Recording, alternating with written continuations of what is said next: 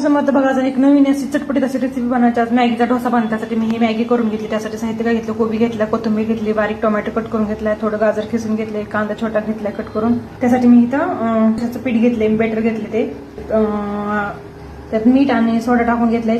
त्याला मध्ये लाल मसाला, लाल तिखट घे, थोडासा सोहना आणि थोडासा घरपूर. डोसा करून घेऊ आधी, पाणी टाकून घेऊ. तव्याला थोडंसं तेल लावलं, आता बेटर टाकून घेऊ आपण. उलटण्याने असं करून घेऊ. तसं तेल लाव, छान असं स्लो गॅसवर शिजून घेऊ आपण. पहिल्यांदा आपण गाजर टाकून घेऊ, टोमॅटो टाकून घेऊ, थोडासा कांदा, पत्ता कोबी, थोडीशी कोथिंबीर, जेव्हा थोडंसं लाल तिखट टाकून, थोडासा सोहना मसाला, थोडासा मॅगी मसाला, मॅगी लावून घ्यायची. मॅगी टाकून मॅगीला छान असं चौकून टाकून 5 मिनिटं झाकून ठेवू आपण. त्याच्यावर तुम्ही चीज पण टाकू शकतात. माझ्याकडे चीज नाही, माझ्याकडं असंच एवढंच बनला. पनीर पण टाकू शकतात आवडीनुसार. डोसा एकदम छान असा रेडी झाला, एकदम छान असं झालं. मॅगी असा डोसा बनवला छान, एकदम छान असं लागतं. आवडतं, लाईक करा, शेअर करा, सबस्क्राईब करा. बाय.